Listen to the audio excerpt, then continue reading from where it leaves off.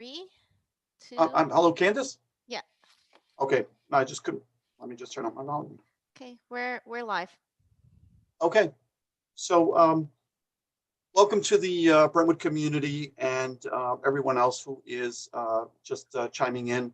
Happy New Year, and I hope that everyone, on behalf of the board and superintendent and administration, we hope that everybody had a healthy and joyful holiday break. We are here, 2021. Welcome, and again, Happy New Year. Basically, what we're going to be doing tonight is it's going to be a executive session that will have us coming out to the public at 6:30. And at that time, we are going to do our first informal budget workshop. With that being said, I am calling the meeting to order at 4:42 p.m. I need a motion to convene general session at 4:42 p.m. Could I have a motion, please? Motion. Motion by trustee Safiri. Could I have a second? Second. Second by trustee Older Daniel. All in favor? Aye. Aye. Aye. Opposed? Abstentions? So moved. Paula, your microphone wasn't on, I'm sorry.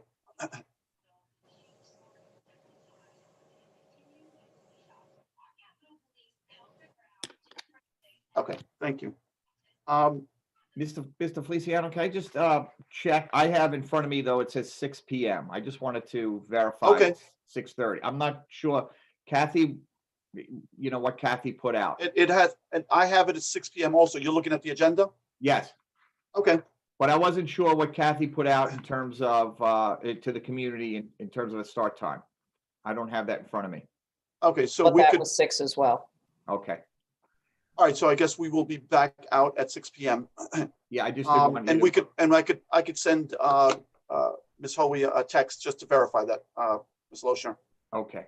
Okay, so with that being said, I am now going to ask for a motion to recess. So I need a motion to recess general session and convene into exec session at 4:44.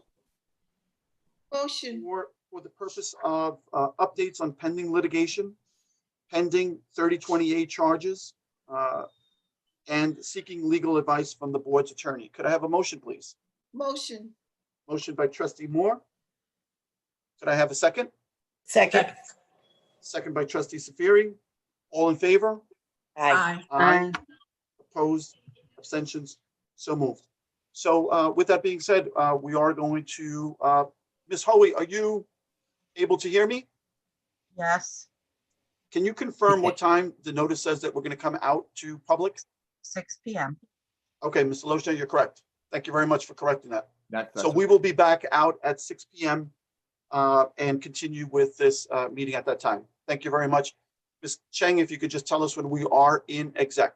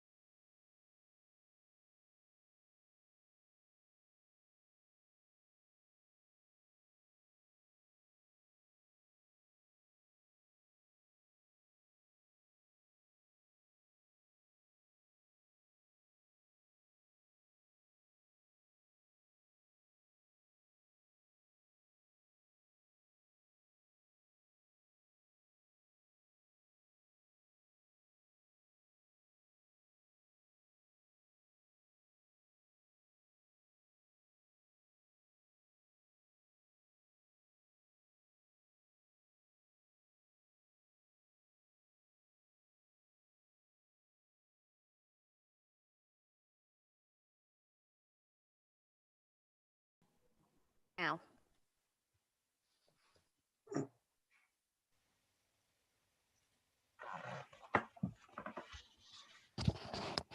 Okay, we're live. All right, all right. We usually wait for the countdown, so we're here. I'm sorry. So listen, so welcome back to the Brentwood community and everyone who is watching us here. I am going to ask before we start that we please stand for the pledge to the flag. I pledge allegiance to the flag of the United States of America, and to the republic for which it stands, one nation, under God, visible, indivisible, with liberty liberty and justice and justice for all. Oh. So I am going to take a moment here just to really step outside of the box. And this is the first time that I have said the pledge to the flag since the events of last night. And I want to say that I said the pledge with a lot more passion and a lot more conviction than I have at other board meetings, because what happened last night was truly shocking to the conscience of so many Americans. It was an assault on our capital and an assault on the Constitution of this country. Unacceptable, and it violated, I believe, and just in my opinion, the founding principles of this country, and really is, a moment for all of us to talk about and remember.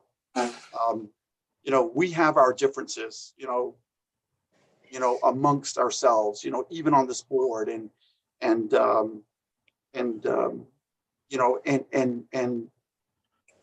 that's okay. I mean, whether or not people like me, whether or not people like members on this board, whether or not people like, the superintendent or anybody else in central administration is okay. We're allowed to have our opinions and our differences.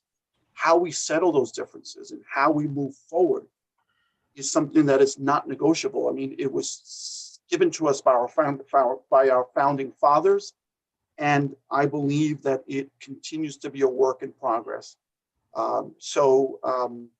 With that being said, I want to thank each one of the board members. I want to thank you, Mr. Loshner, for always bringing forth the civility and the professionalism that allows for us to continue to grow as individuals and as members of this great country.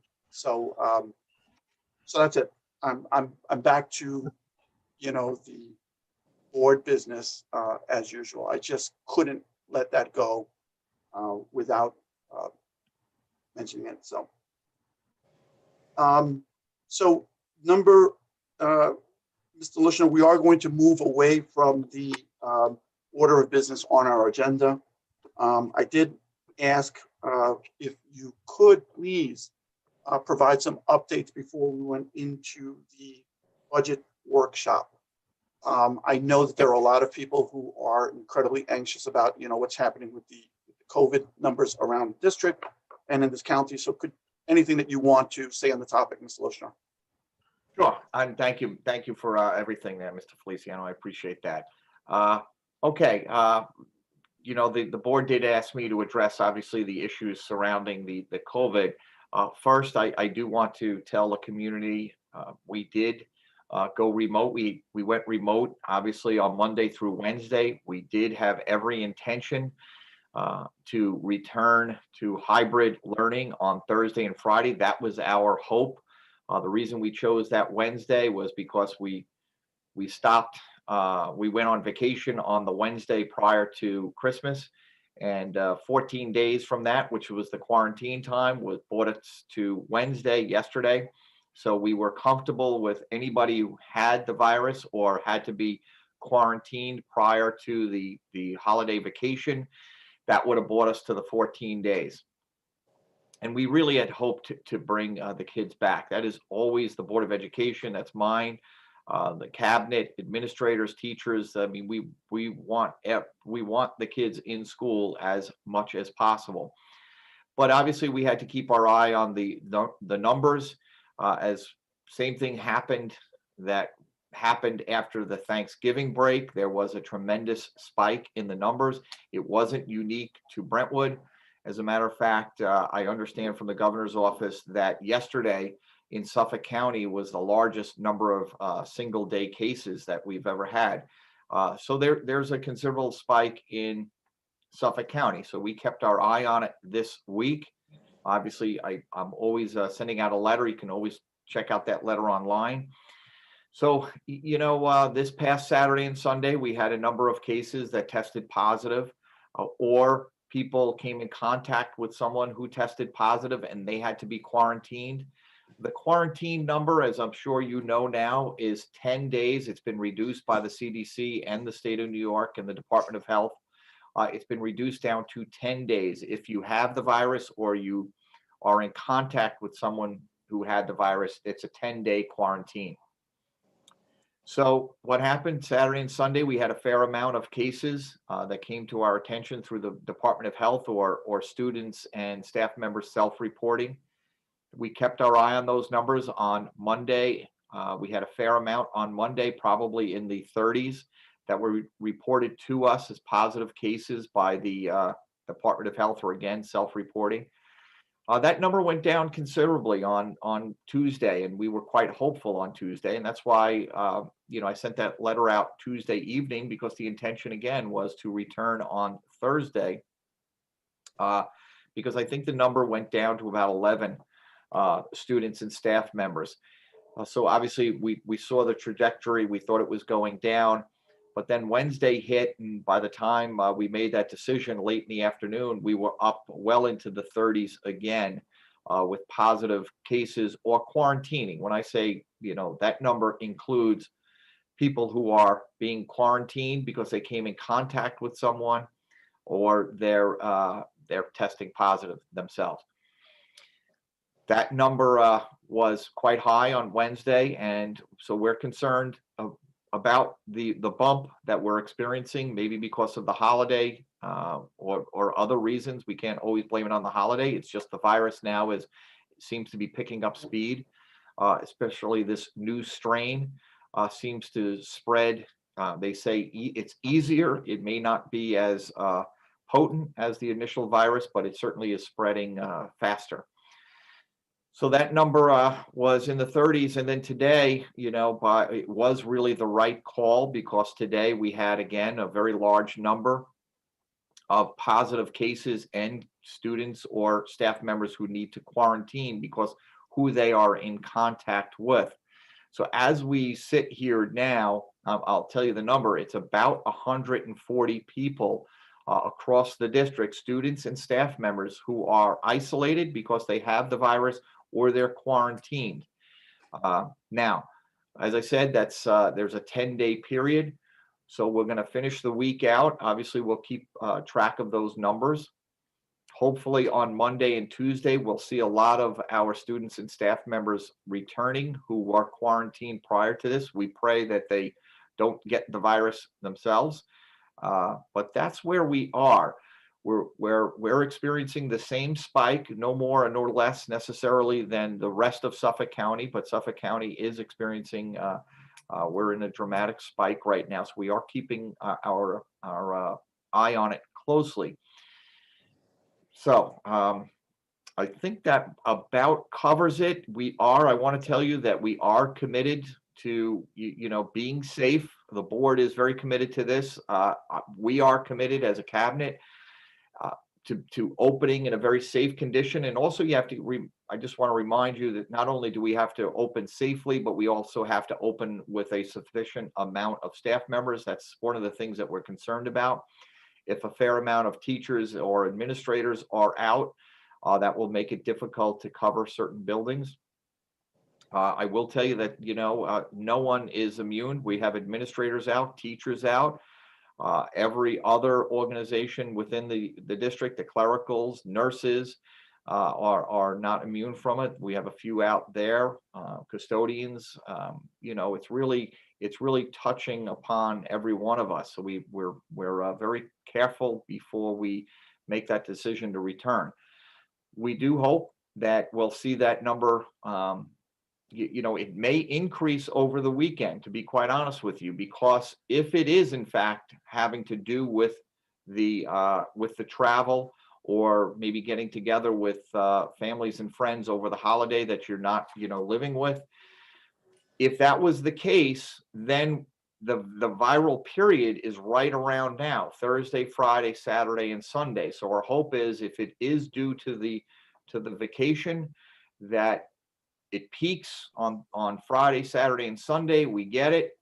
None of those people are in school, so they shouldn't have really come in contact with any of our other staff members or students, or whatever the case may be. And then we can bring everybody back safely on Monday. And again, always know that we're cleaning the buildings, we're sanitizing any rooms that people are that we learned that they were in these rooms and they were in fact infected. We go in and we sanitize that one with a special chemical. So we're hoping on Monday we return safely. I really want to tell a community that's not what we want to do, is call you the night before and say we have to go remote. It's something that we're really trying our hardest not to do, but this is a joint effort. I mean, this is a community effort. The vaccination is coming. Obviously, many of our staff members here at school will receive the vaccination. They could be receiving it this week, the first dose, and the second dose 21 days out. But we still have to maintain our vigilance. We still have to wear our face mask, social distance. Please reduce the amount of times that you're out in large gatherings. Really, it is the virus is out there. It is spreading. So we still have to remain vigilant. I know the vaccination is coming and people are excited about that. Hopefully that has a tremendous, impact on the spread of the virus. We're hoping in the next, 4, 5, 6 weeks, we see some dramatic results, but until we have to be very, very careful as a school community that we don't contribute to the spread. So that's where we are. I don't know if I've answered all of the questions you may have. I'm sorry, there was a specific question of the board that maybe I will answer, if I may. And that was about this particular virtual meeting. The question was, there are other districts that have in-person meetings, and we're obviously conducting a virtual meeting. So I actually sent out a survey to the ISLIP superintendents. And I just wanted to tell the board, so we all have the same information, that of the 12 school districts in the town of Islip, Brentwood being one of them, 9 of the school districts are conducting virtual meetings like we are here. That would be the budget meetings and the Board of Education meetings. 3 of the districts are doing in-person. They are doing in-person meetings and also streaming live. I know this Board of Education would like to eventually move that way, but right now, this is the mode that we're choosing, and we'll keep our eye on the other school districts, and hopefully we all come back out at the same time. And I think this board's intention is to eventually go in person safely, and I think at this point we'll probably continue to go. We'll televise it live at the same time. Thank you, Mr. Lushner, for addressing that, because that was the only question that we got from the public, and it was about virtual meetings and why we were still using this platform. And I think it's also worthy to say that the governor is extending this option on a 30-day cycle. So it really is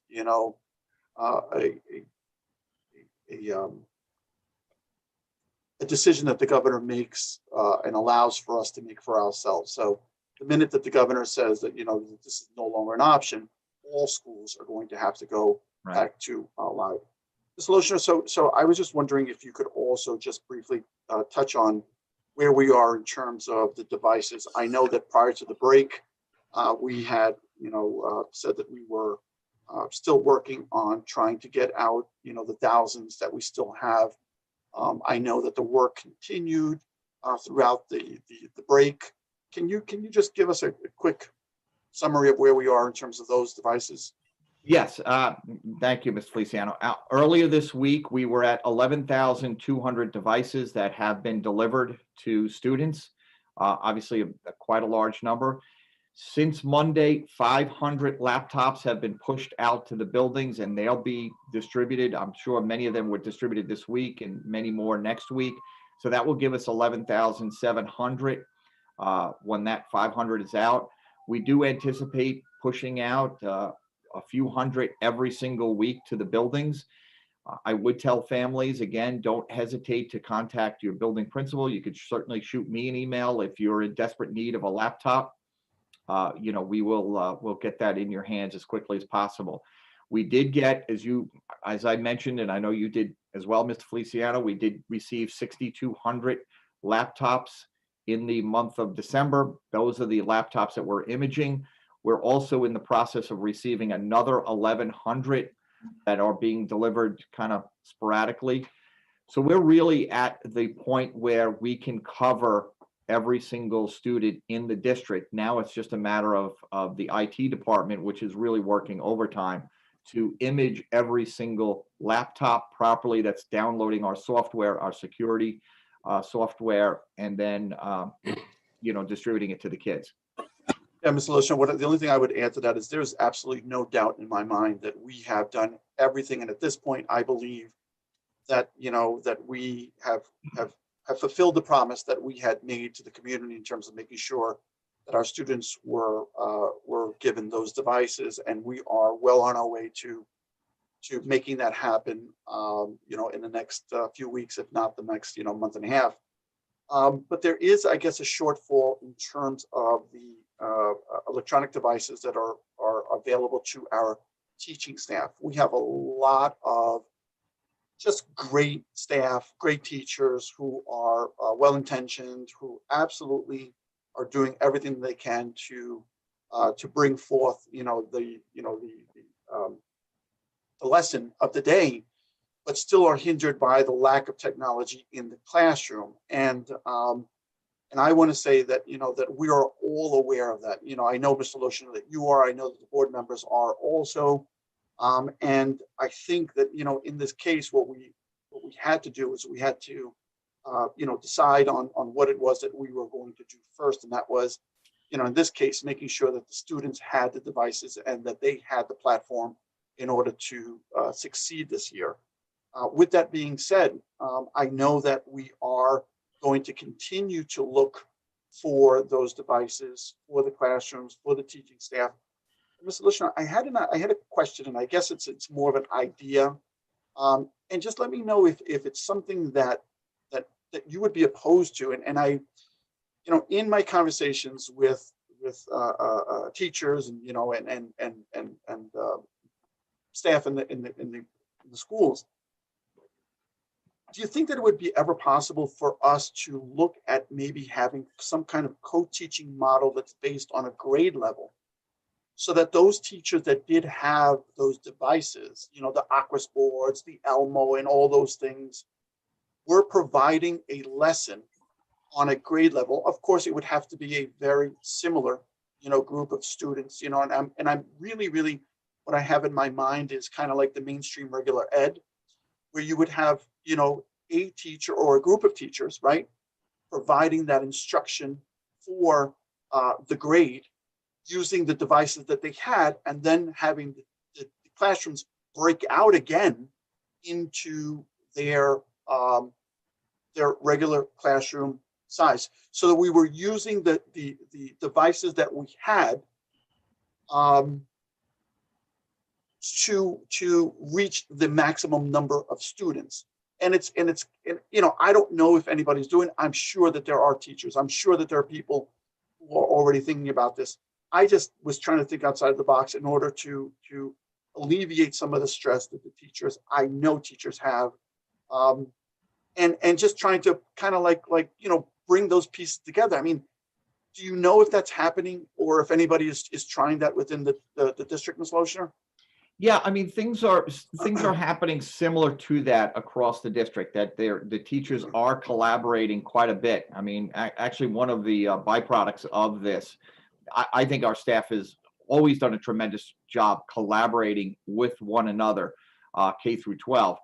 But really, an outgrowth of this whole pandemic is now they are really, I mean, they are just tremendous in terms of helping one another out. Obviously, everybody has their own strength, and some are much more adept at technology.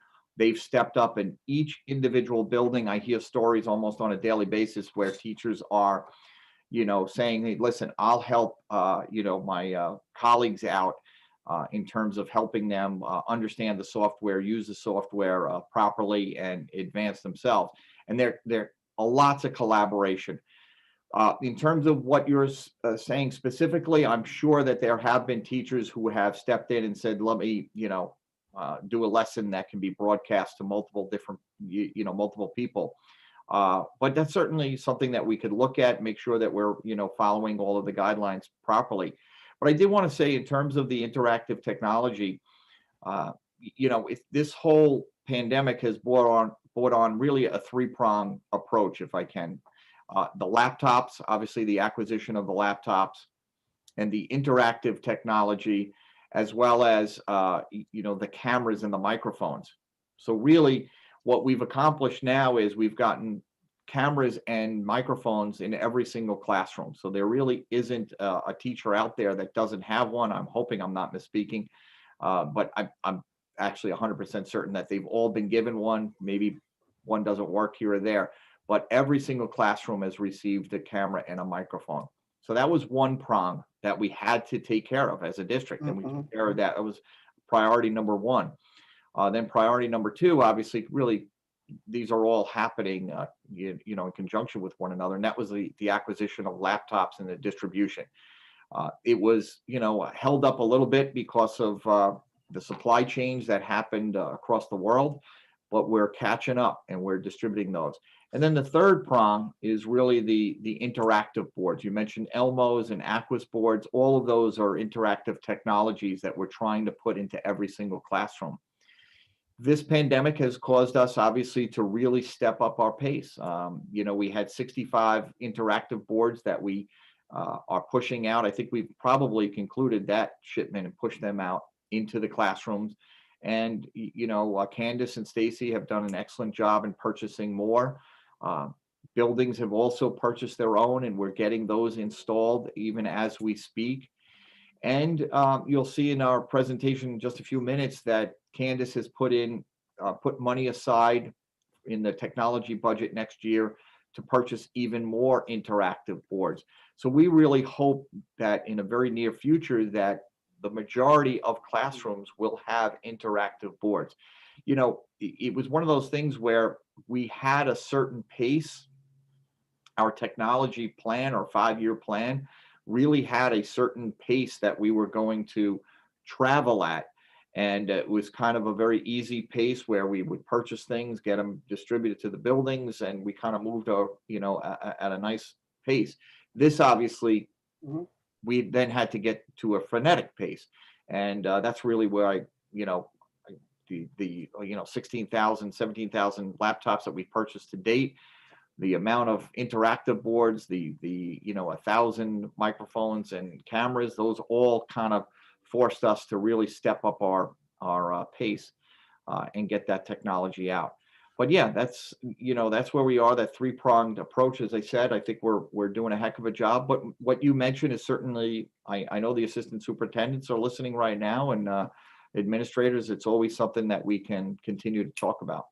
Yeah, no, I appreciate everything that you said, Mr. Lochner, and I can vouch for everything you said. I know that the district and you are, and your staff are doing everything to make sure that all of these gaps are being filled. And I was just, even with that commitment, I know that all of these things take time because of the actual, the mechanics of all this, getting it, putting it into place and whatnot. And I was just wondering if in the meantime, we could we could maximize the use of the Aquas boards that are already in buildings, Right.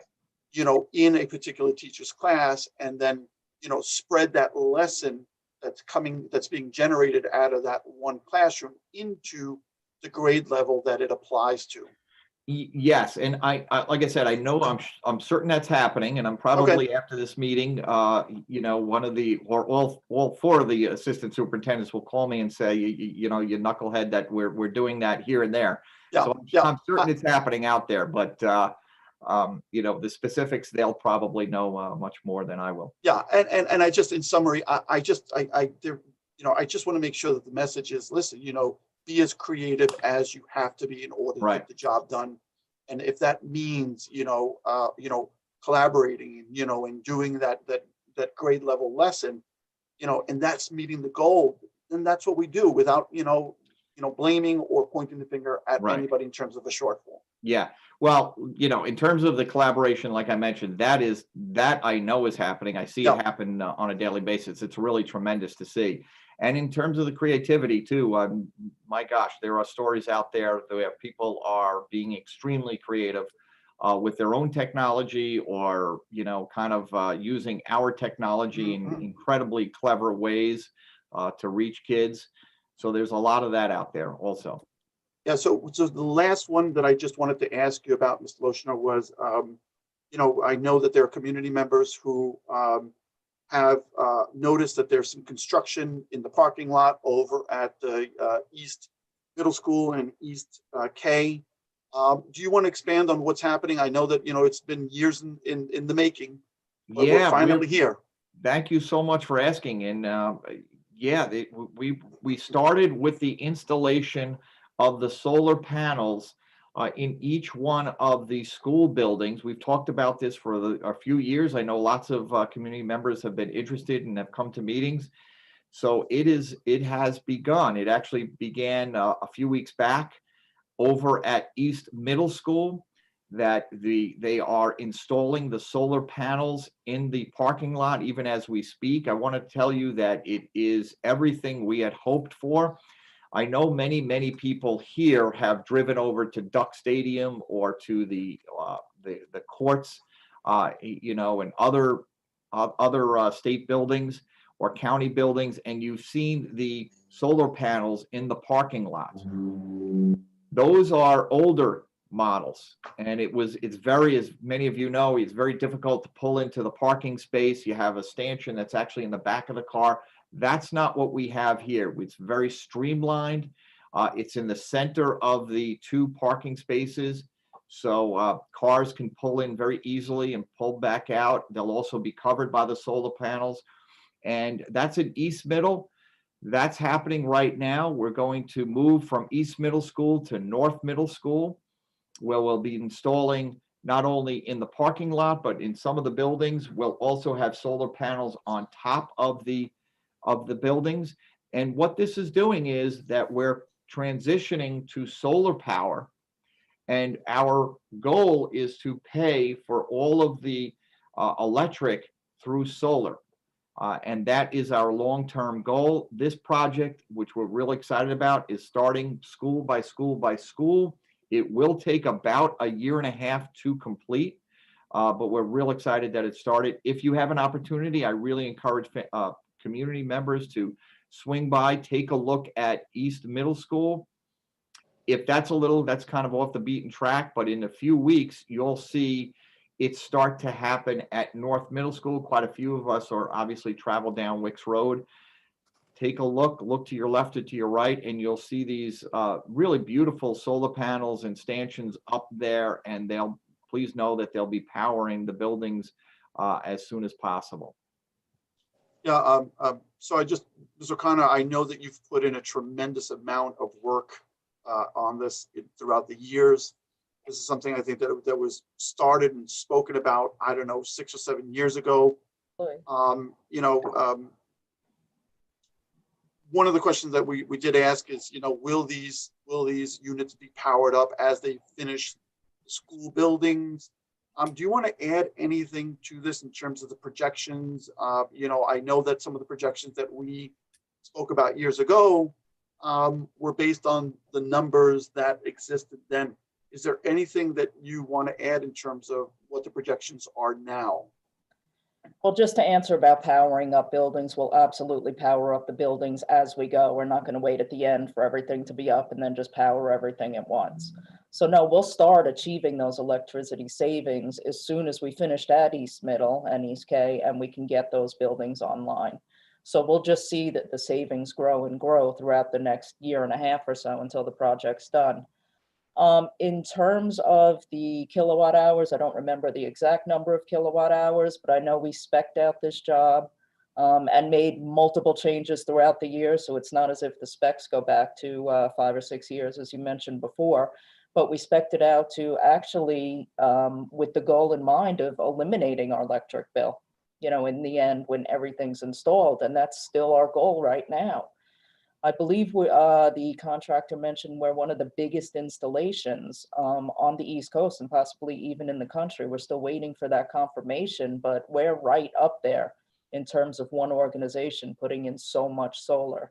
So it's a very exciting job. There are some other aspects to the job that's, you know, the most visible, obviously, but we're putting more powerful LED lights on the buildings. We're doing some window film and, you know, some insulation within the buildings.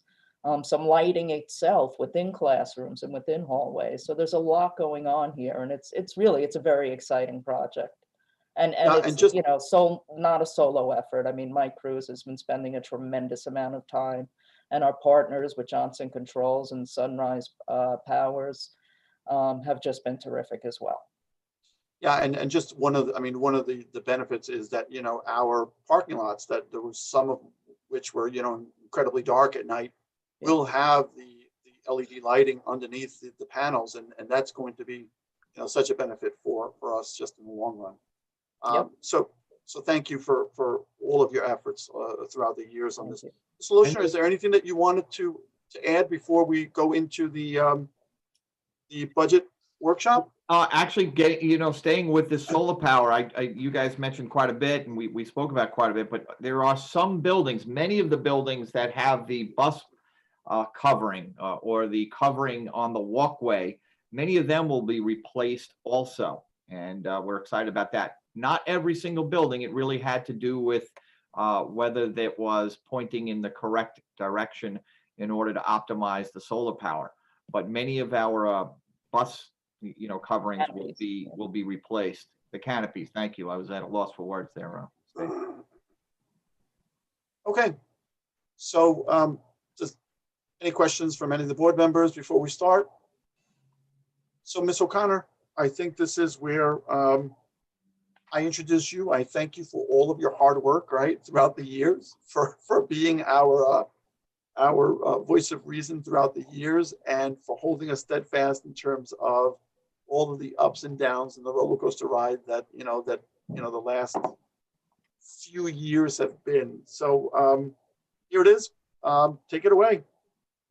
Okay, it's hard to believe we're back to budget meeting number 1 for the 21-22 budget development season. If you had mentioned at the end of last season, budget development season, when we went to the virtual meetings, that we'd come back the following year still in a virtual meeting, I never would have believed that, but here we are. I normally start the meetings. We have a line-by-line budget presentation in all of our meetings, and we will have that in this one as well. But I thought it was it was important this year to look at what's happened, because so much has transpired over the past year. The impacts of COVID and the financial impacts of that. We know the health impacts. We covered that extensively tonight and at many meetings, just as we've talked about the finances at many meetings as well. But I'll try to summarize that, bring it all together, so the board and the community, kind of gets a good understanding of where we are before we even start looking at the following year's budget. I think we have to understand that before we can move forward.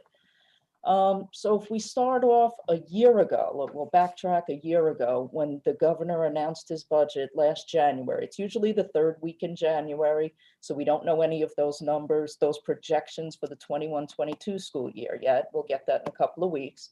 But if we go back a year to when we got our projections for the current school year, the 2021 school year, We were very happy in January when we received the governor's budget that showed a 9.5 million% increase in our aid projected for the 2021 school year. And that's only a starting point. As negotiations go back and forth at the state level, we usually end up seeing additional aid on top of what the governor's budget had projected for us. So a start at 9.5 million was terrific. And throughout February, things look good.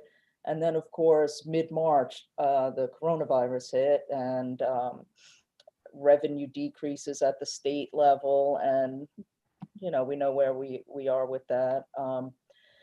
But the state eventually adopted their budget in April. And what we received at that time, when we expected to see a higher number than 9.5 million, was actually a decrease of $500,000.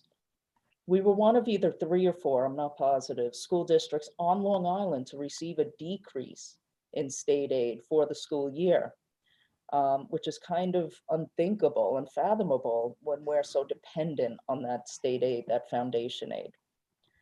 Along with that decrease in the state aid, we also heard an announcement from the Division of the Budget, or through the governor's office, that authorizing the division of the budget throughout the year as they saw fit, that they could take away additional state aid. That number at that time, the state was talking about revenues down by 50% due to all of the closures of the businesses and the state itself. So they started by saying we could see a reduction in state aid of up to 50%. And that's just an alarming number when you think of our foundation aid alone is over $200 million. So that could have been a $100 million decrease. Luckily, we haven't seen that at this point. And we'll get into what we have seen. But that projection was, the projection of the decrease in state aid was quickly brought down to about 20%, which is still a tremendously high number. It could be over $40 million just for Brentwood. There were a few checkpoints that the state put in place. They said at the end of April of 2020, they'd make an announcement about state aid if they were going to cut the 20% or not. They said again at the end of, I believe it was June, and then at the end of December. At the end of April and at the end of June, we didn't hear anything about state aid. So, you know, there were no reductions at that time. So at that point, I was just waiting to hear about the end of December, you know, which just passed December 2020. But as we got into the month of September, and we started to receive aid payments that were due from expenditures at the end of the 1920 school year. So our May and June expenditures, that's what they were looking at to give us these aid payments on things such as excess cost and our BOCES expenditures. And lo and behold, they did withhold 20% from those payments, which was about 1.4 million in our excess cost and about 1.2 million in our BOCES aid, and then some reductions in some miscellaneous aids as well. So all total, they held back about $2.8 million of our aid. And we saw that reduction in September. We still haven't received that money. We don't know if it's a permanent reduction or we will receive that in the future. But we'll just have to wait and see. There were also some funds that were held back from our school lunch, 20% of those receipts that we should have received. So overall, if we think about it, we were initially told we'd get 9.5 million in additional state aid. Then we actually saw a reduction of 500,000, which is a net change of $10 million. Then they withheld $2.8 million. If we add that all together, we're at a total revenue impact of about $12.8 million. We're not sure what the rest of this school year will bring. Will there be additional takebacks? We're just not sure at this time, and I really haven't heard, you know, much about that. But we'll get into some things that we have heard. One of the other things that came of the closure back in the spring is some savings that we didn't anticipate. Unfortunately, we weren't able to run our spring sports or some clubs that were reduced. We're not able to run, and some we did run, our yearbook club, thank goodness, you know, we got the yearbook out. But we had things such as transportation that we weren't running from March forward. So there were some savings there, some utility costs. We weren't using the buildings as much as we thought we would use, so we were able to achieve some savings there as well. Unfortunately, this year our fall sports, we weren't able to run. And thank goodness now we're looking at some of our spring sport, or our sports, I should say, because they're all out of season this year now.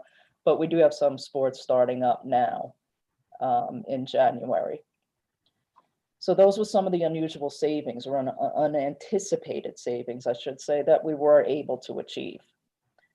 For the 2021 school year, our current school year now, we also took some proactive measures to try to achieve savings because we knew we had this revenue shortfall. We offered retirement incentives to all of the units. And that allowed us to either not replace some of the retirees, or the ones we did replace, we replaced at a lower salary because you usually have a more senior person who's eligible to retire. Replace that with an entry-level person, usually have some salary savings there. And in some cases, we just streamlined staffing, we combined some departments. And I'll go through that as we go line by line, where we see some changes in salary numbers. To save money, we canceled some capital projects, some things that unfortunately were sorely needed. Our West Middle School parking lot was one. We were going to renovate that, but to try to save that money and just keep as much as we could for the children within the district. And summer school, night school, some various programs that we just changed up. We still had summer school. It was a virtual model for most. We had our special ed kids here, our special needs kids, I should say. So we're still trying to do what we can creatively to give the most to our students. We also saw some increases in expenditures since March, since the spring, that we didn't anticipate. All of the PPE, we had to order additional masks, gloves, cleaning supplies, thermometers, face shields, desk shields, and various other items, to keep everybody safe and to keep the virus from spreading within our schools. And from what we're seeing, we're doing a very good job with that, because the positivity rate outside of school districts has been proven to be higher, I should say, than what we see within the school district. So we're very proud of that, and kudos to all of our custodial staff and really our TAs, our monitors, everybody who's out there being proactive, our teachers, wearing their masks and just really being careful and distancing the kids, our administrators as well, our nurses, of course, on the front line. Everybody's just doing a tremendous job, and we couldn't be prouder. Some of the other expenditures that we've seen this year are technology. We just talked about the laptops, the cameras in the classrooms, hotspots. We had to increase our bandwidth. We never had this many teachers online at one time, throughout the district. So I believe we tripled our bandwidth. We needed filtering software and just different licenses to software, because it's just a different teaching model. So we had a tremendous amount of cost there, and our overtime costs, just to try to keep up with this and get these laptops out and image the laptops and install the cameras and, just to get that ready. I'd say roughly those additional expenditures are about 7.5 million. That will include the general fund, some of our grant funds, and that's just what I culled together centrally. Some of the buildings have ordered their own supplies that, I didn't look at every building's expenditures. Those are just our major expenditures. So it's been an unusual year, to say the least, for everybody. We all know that. But that's just an overview of what we've been looking at or experiencing. There's also been stimulus funds, right? We've all heard of the CARES Act that initially came out in the spring of 2020. And the district, it was well known that we received 4.6 million in CARES Act aid. But what may not be as well known is that what the state did was they gave us the 4 million in the CARES Act aid. The federal government gives it to the states to distribute, to the various municipalities. But they also took back the same exact 4.6 million of the state aid that we were going to receive. So our net increase due to the stimulus funds was zero. We still lost $500,000 in aid. And then into the fall, I'd say around October, we were told that some of this CARES Act funding we now have to share with the private schools. There's been a question about the calculation. First, it was just for the private schools within your district. Now we have to share with any private school where we have a child attending. So we have to change that calculation. I don't have the exact number yet because we had to reach out to all 60 or 70 private schools where our kids go. So we're still working on that and working with our private schools to get that money to them. So again, although there were stimulus funds in the spring, it didn't change our net amount of aid that we received. There's additional stimulus funding that was just passed. We heard about the $900 billion stimulus. 54 billion of that countrywide is to go to K-12 education. There's also another allocation of about 4 billion that goes, I believe they called it the Governor's Emergency Fund. Again, that's countrywide, so that's to all governors. So we're really not sure how that's going to be distributed or what our cut is of that. Will that be receiving money from that be in lieu of a 20% cut? Possibly. So I don't know if that's going to be any additional money to us or we just remain flat. But you know, time will tell, and we'll see as we go. Does anybody have questions on that? Okay. So the only, I mean, only thing is, I mean, I'm sure, you know, with the past performance of the state, I mean, you know, how leery are you that, you know, that we kind of have the same shell game that we had with the money that comes in from the feds being deducted from the state aid? I mean, how are you handling that? It's not the first time we've seen a shell game from the state, unfortunately, and I'm going back a ways here, but when lottery aid came into being, yes, we received lottery aid, an allocation of lottery aid, but if you looked at, it wasn't called foundation aid then, it was called general operating aid. Our operating aid was reduced, but our lottery aid was increased. So, you know, that was a shell game back then, and we've seen it a few times. So unfortunately, we're probably looking at something like that. I hope not. You know, I hope this will be true stimulus funds to the schools. We certainly need it to, you know, to help, you know, bring back programs and you know, get these kids, you know, engaged again in the school, and hopefully full time with the vaccination. But I mean, there's so much that we need, that we really need the funds. But unfortunately, what we've seen in the past is that shell game, and on more than one occasion. Thank you. Any other questions? I'll move into our typical budget meeting. Okay. So when we talk about budget development, we talk about two sides of the budget. We have a revenue budget and we have an expenditure budget. And usually I don't talk about revenues at all until the end, till one of our last meetings, because that's when we have a better idea of what we're going to get revenue-wise. But I just covered a lot on revenue. Again, an unusual year. So we'll start off with the expenditure side of the budget, and that's what we'll go through line by line, and I'll put it up on the screen in just a minute. And as I said about the revenue budget, we should have the governor's projection in a typical year anyway. We usually get that the end of January or the third week in January. So maybe by our next meeting, I'll have something, you know, just brief that I could talk to you about. But we'll stick with the expenditure side for now.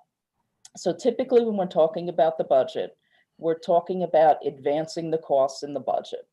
We call it a rollover budget, but it's really not a true rollover budget because a lot of our codes, the vast majority, are based on what we call zero-based budgeting, especially our staffing and our benefits and any equipment in the budget. So we don't just, we look at what we have now.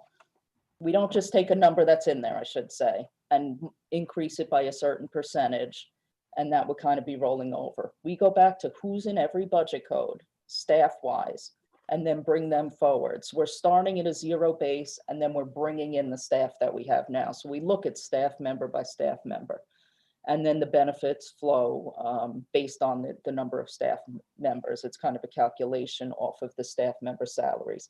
So that's what I mean by, and that's probably 75 to 80% of our budget. So the vast majority of our budget is really defined each year. And that's what you do with a zero-based budget. You start at a zero and you build up from there based on what you have.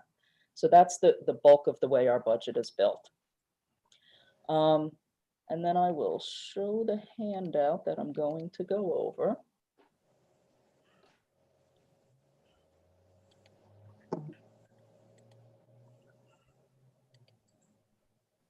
Okay, hopefully everybody's seeing that. I know there's a little bit of a lag on YouTube.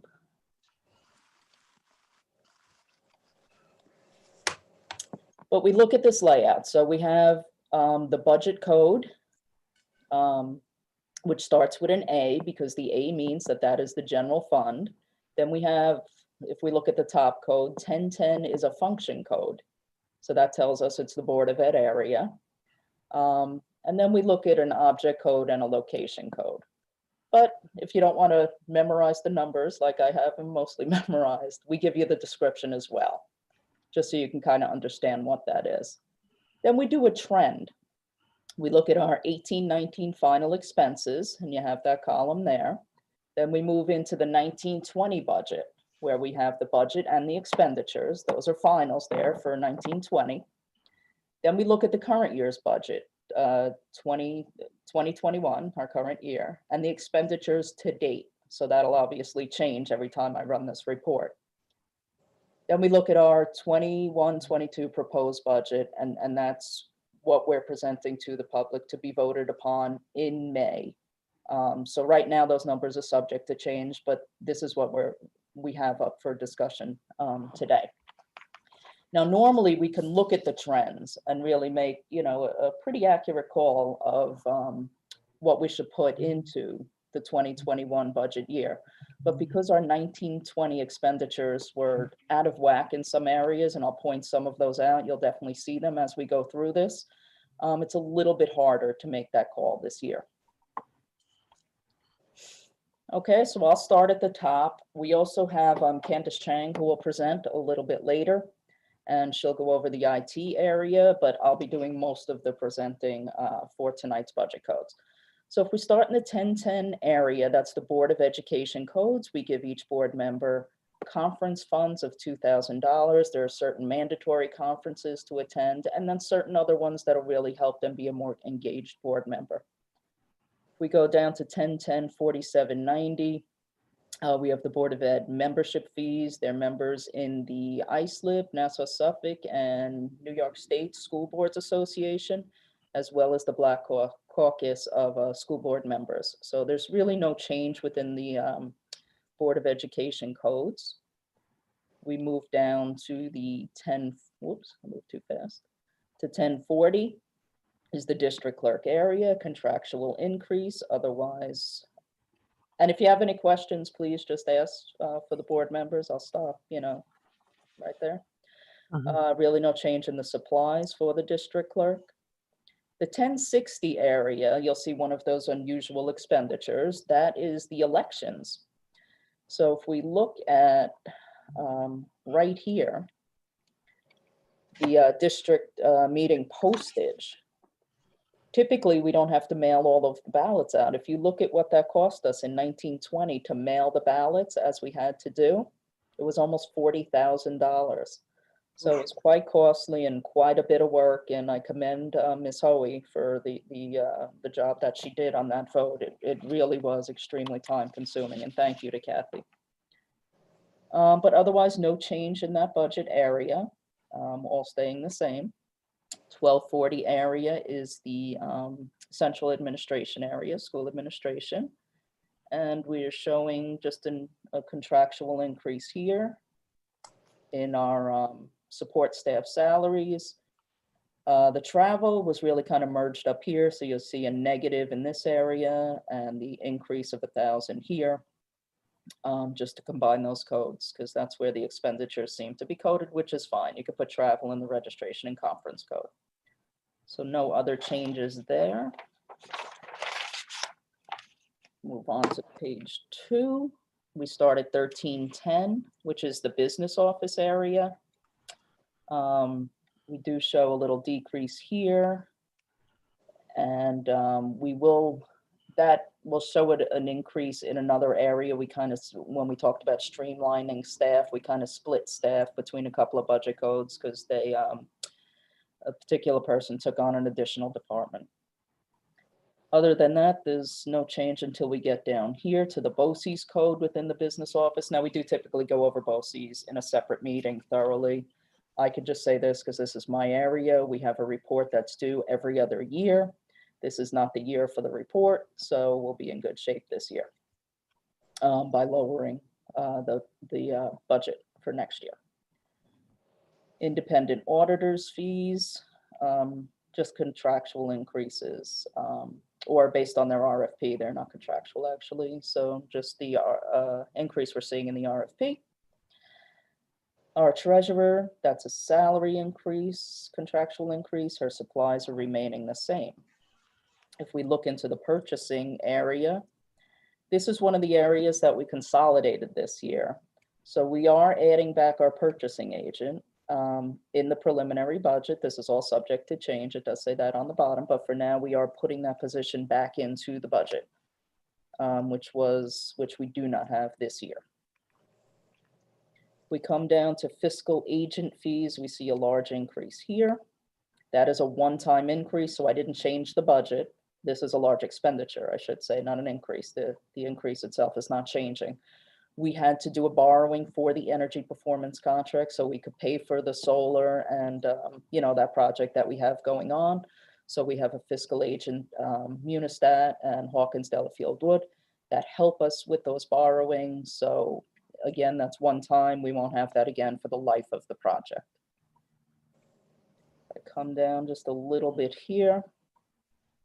We're showing an $87,000 increase here, but there's zero here. So we backed out quite a bit up here. And again, that's the shift from the other person that we talked about in the 1310 area. So we have no more salary in the 1500 code, but an additional salary moves down to the 1600 code.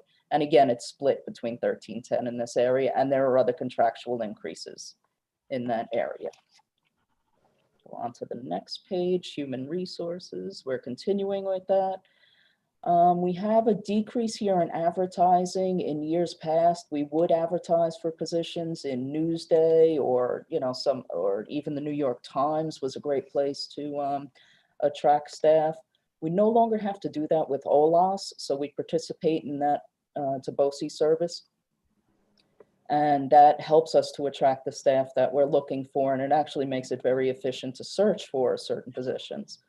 But we have other means of advertising positions now, other than those more expensive methods that we've done in the past.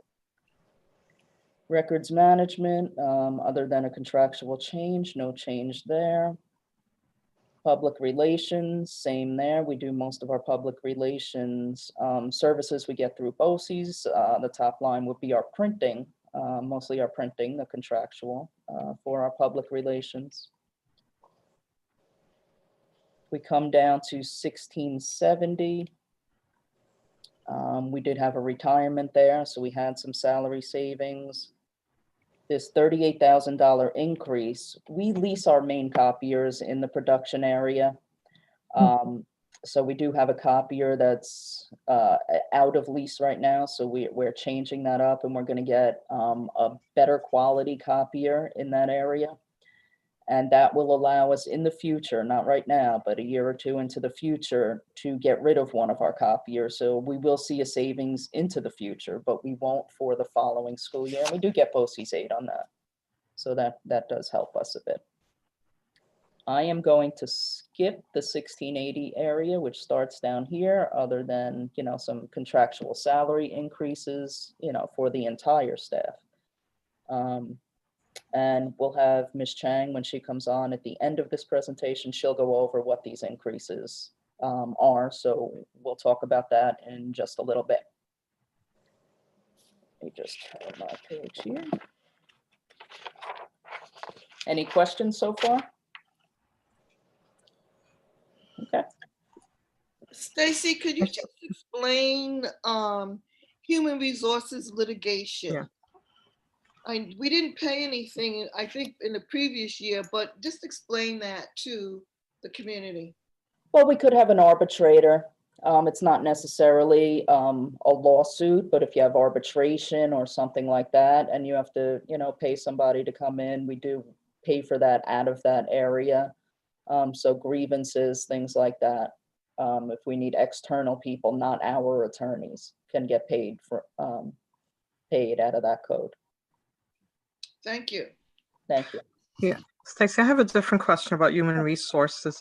I thought because we lost a position, I know we combined departments, that we would actually see a decrease in the human resources, and it actually shows an increase of It shows an- 12.82%, right? Right, For the it does. total for 1430. Right, but I split a salary out of the 1310 area because we have somebody who's working in two different areas. So I coded that person 50% to one area and 50% to the other. So the bigger savings that you're seeing was in the 1310 area.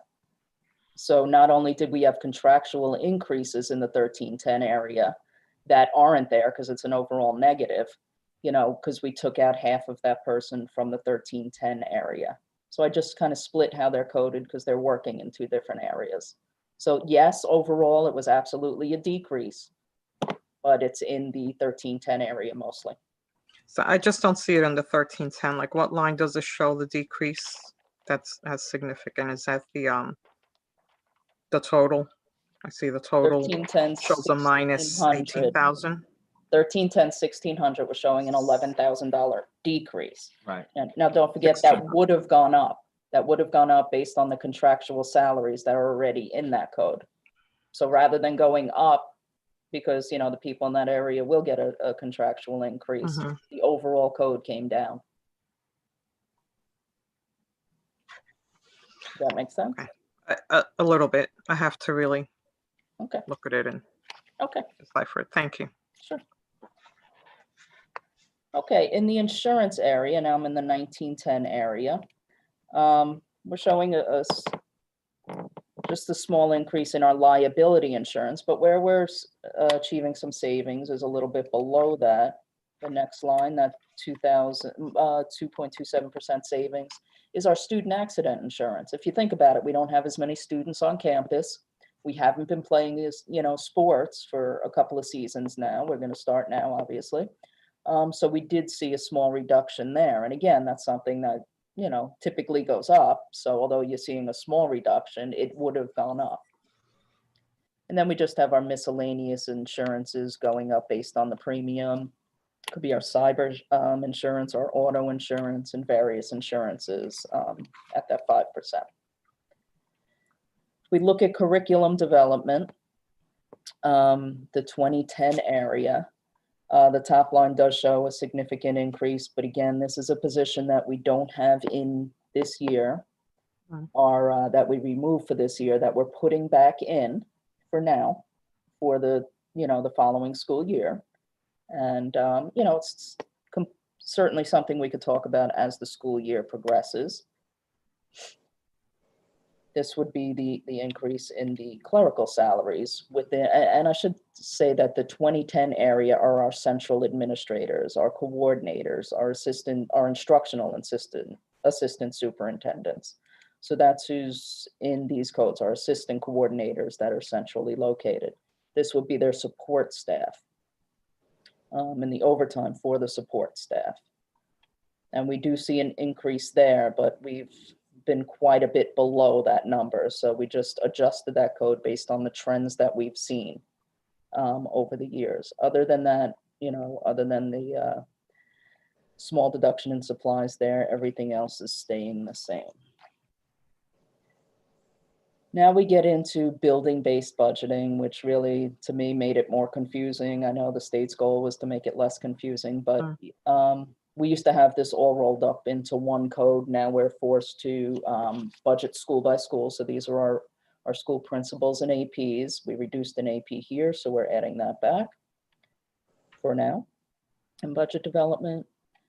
The 1600 code, if you look at this part of the budget code, that tells us it's non-certificated staff. So there was somebody miscoded here that I had to move, and I'll show you where I moved it to, because you'll see that increase tonight in just a minute. These are all the secretarial staff within the schools. school by school. And it just made so many codes out of our budget. We have to do overtime separately, building by building. And then we have the postage, travel, and supplies, which we have not changed. Now, I mentioned we'll see an increase in another code because somebody was miscoded, and you see it right there in the 2030 area. There was somebody who worked in special services that was really charged to a code that wasn't building based. So, you know, I just had to move them there. We also collapsed our EIP program. So some of those clericals moved into this code. Actually, Which this line? one. I'm sorry, Stacy, if you can just tell us which line you're looking at, because I have it on my Okay. phone and it doesn't always. Can you see it on the It's not screen? I easy to have it see. highlighted on the screen. We're at 2030, 1500. Page 6 Okay. at the bottom. Yes, I do see it. I just Okay. saw the 190. Yep. Is the position. Okay. That increase is actually an administrator that is coming out of EIP who retired actually. And we're leaving the potential to replace that person there. We have to look at grants. There is a potential to move it to, you know, a different grant. We're not there yet. We have to finalize what's in our grants this year, and then we can determine moving forward what we can do with that. But right now, the positions proposed in the next year's budget, we just have to work on the how we're going to pay for that. So the code below is where I moved that clerical staff who was miscoded, and also some of the clerical staff from EIP. So again, you know, it's going up that much because the salary came out of EIP. There's nobody new there. And we have to look at how we're going to charge them, you know, if we have a possibility to move them to a grant in a future year. And then How many clericals is that? Is that because they had 2, I thought, or well, no, this is all of the clericals within special services. So there's quite a few if you look at the overall number. So those are the clericals in the main special services office. Okay. And then the overtime for that staff. And you could just see, you know, 32,000, 16,000. We were budgeting 5,000. So I did increase that just based on prior year's expenditures. Okay. And then some other areas within special services that we haven't been expending, so I did lower that a bit. Brings us to our 2040 area on page 11. And these are just contractual salary increases, no other changes here. Continuing ed area, no changes there. The 2060, it's called research. It's our funded programs area, just, you know, the contractual salaries that are charged there and not to grants. That's what that is there. Our in-service training, so some of our PD, we do show, you know, a pretty good increase there. We did start a program with the, I believe it's with Nassau BOCES. So we experienced it in 1920. If we're not going to do that in 21-22, we can certainly reduce that, but I have to research that a little bit more to see if that's something we're going to continue with. Okay, our 2610 area, we're getting towards the bottom of page 7. 2610 is our librarians, so you can see we have to do them. They're at the secondary buildings, so we do them by the secondary schools. Then we have our 2610, 1300 area. So now we're getting into clericals within the libraries. We have them at the elementary levels. So if I scroll to page 8, we'll get into all the buildings for the clericals and then all of the overtime codes. Again, that's a byproduct of school-based budgeting. You know, it just made so many codes when we didn't have that many to begin with. I stopped at 2610 2000-43. I'll highlight that. You see 100% increase. That's where we get, where we hope to purchase the aqua sports from that we had mentioned earlier that we really do have to equip our classrooms. So we have 100,000 allocated for the following year's budget to mostly for the aqua sports and other IT equipment that we need within the classrooms. So that's why you see such a large increase there. So that'll take care of an aqua sport for every teacher that doesn't have one? I don't think it'll take, Not that amount, Cindy, no, but we have other sources of funds as well. We can look at grants, buildings are buying them as well. So that'll be our centrally allocated money.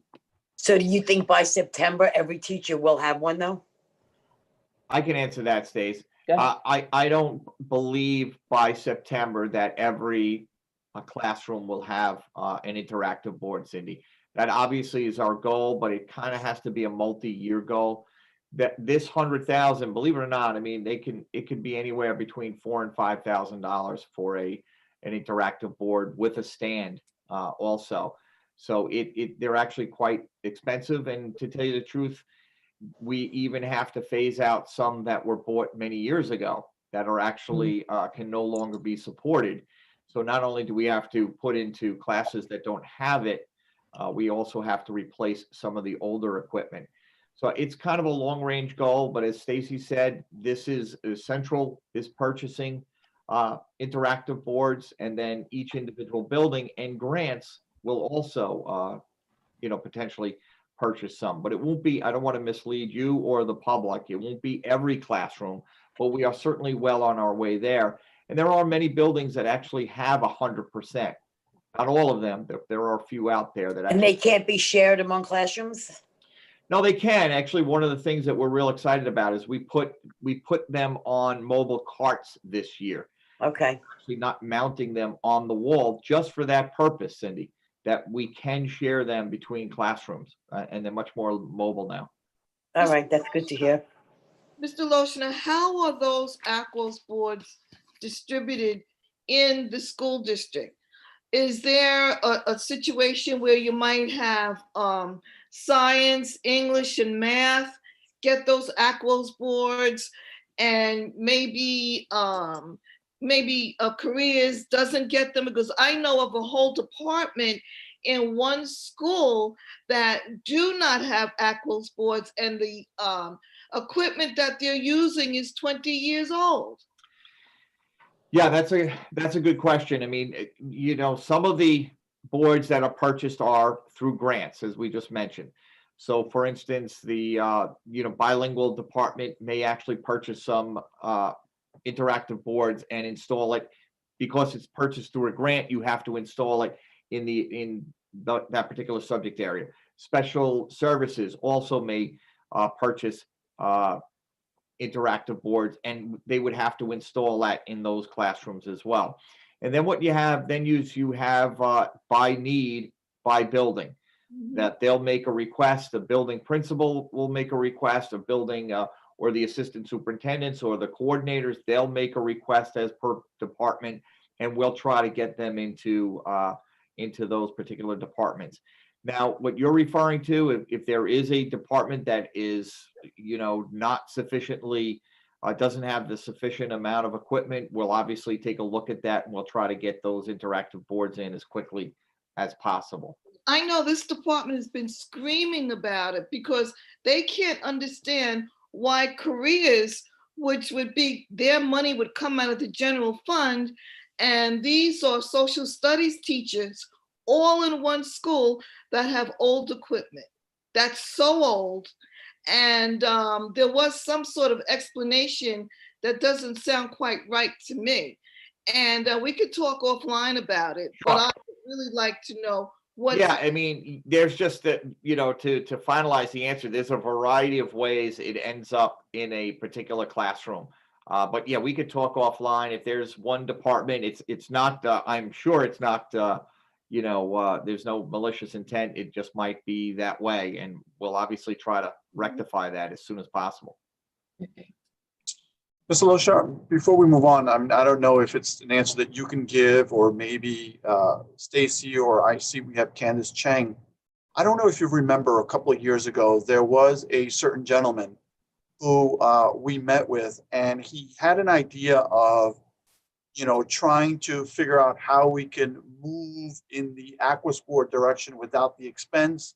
And there was an idea that was floated at the time wherein we would buy these large screen kind of smart TVs and use the desktop unit of the teacher to project onto these screens and then they would be using the actual computer to manipulate the board.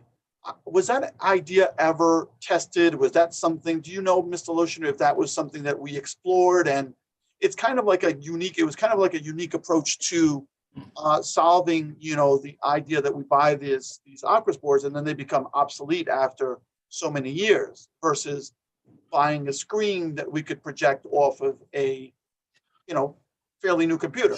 Sure, and I'll give the beginning answer, and then I'll let Candace or Stacy, because they're obviously much more adept at answering. But I remember that we did look into it.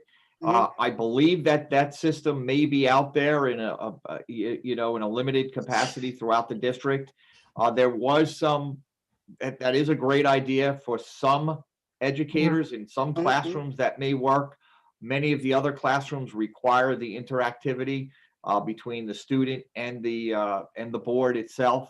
So there's a variety of reasons why we didn't actually, install that, across the district. But there may be other reasons I'm not aware of. That's maybe Candace or Stacy. I don't know, Candace, you want to answer that at all? We did pilot in a couple of classrooms a version of that where we did install a TV as a display. And then we chose to leverage a Surface Pro that connected to the TV over wireless to drive the interactivity. The idea being that that would make the teacher very mobile. And it was fairly going well. However, when COVID hit and social distancing became a requirement, that really has not been something that we've been concentrating on. We've been concentrating more on that sort of lecture mode type interactivity, which is why we've resumed with the Aquas board for now. As things progress, we will definitely we always look into ways that we can improve the model of instruction. It's just that for this particular year, we're finding that the lecture mode is the best mode to keep that social distancing in place. Thank you. Okay, we'll move on.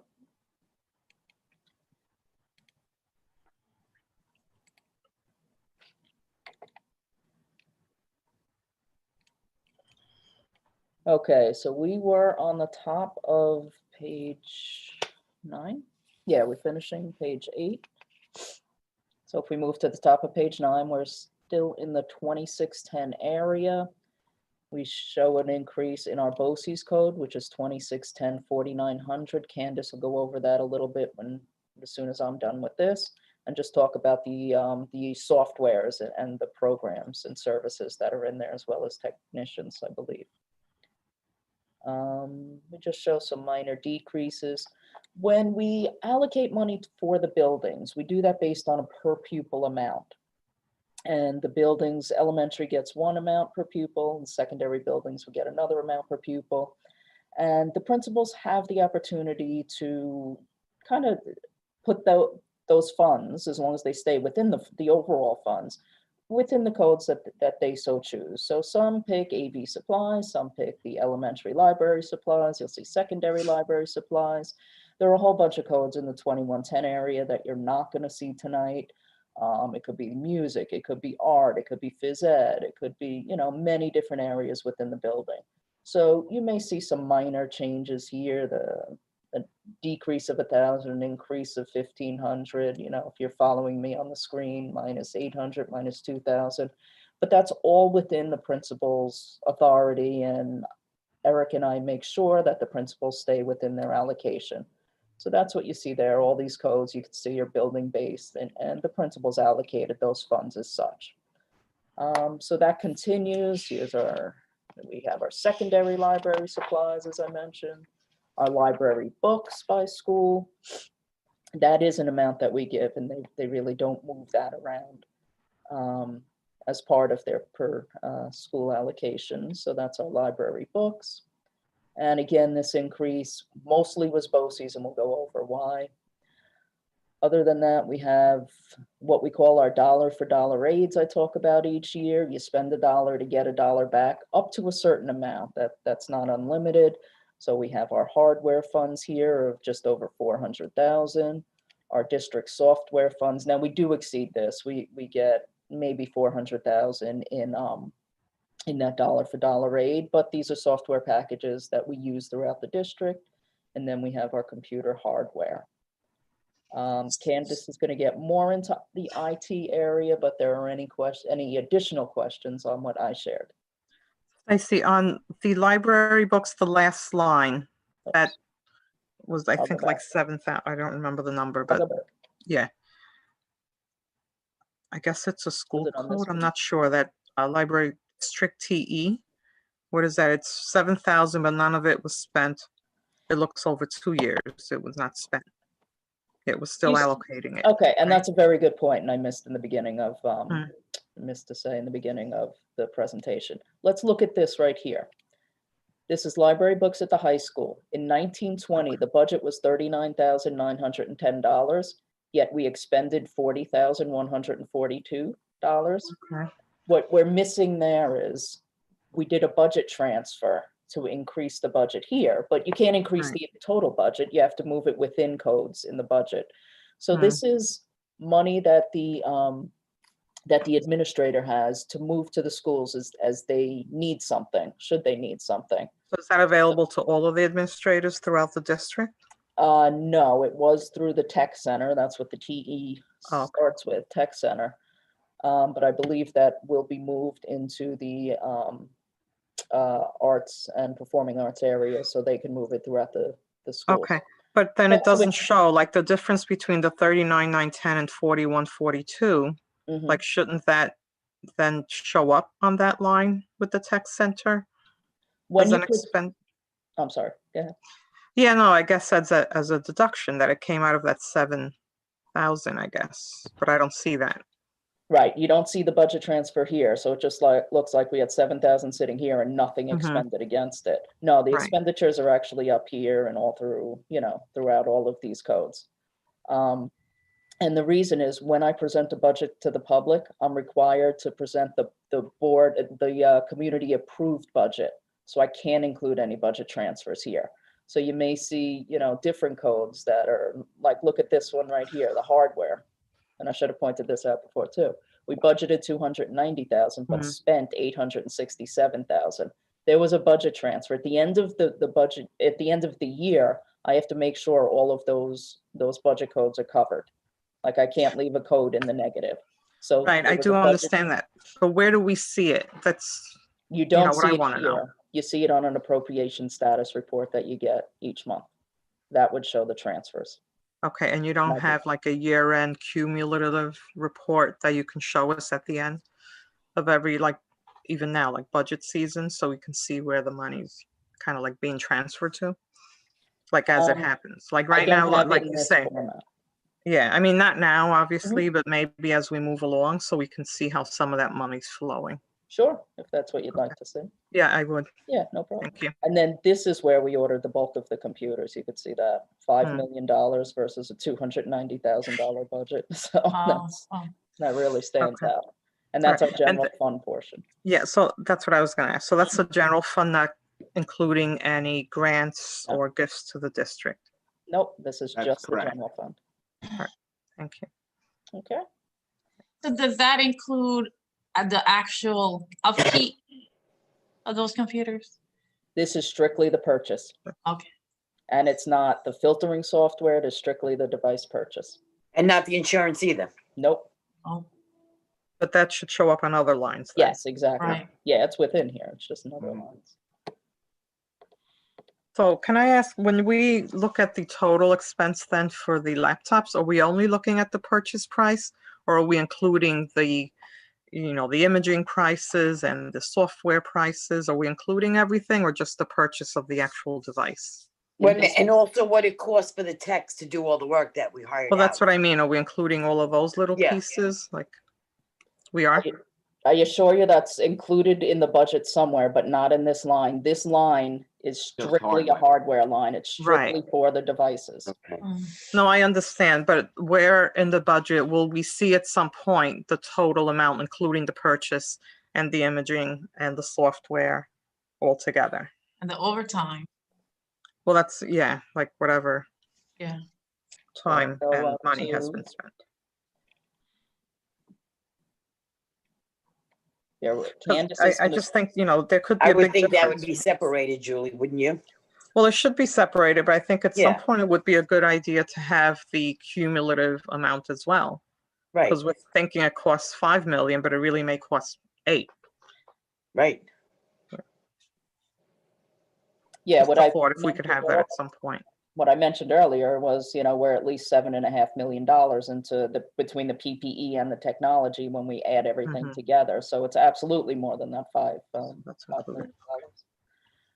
So we're gonna start at the 1680 area. Candace will take over. We'll come through the contractual salaries, which is that 5.9%. I mentioned that before. The overtime code, equipment, she, certainly purchases some of the administrative equipment there, like if an office needs a computer.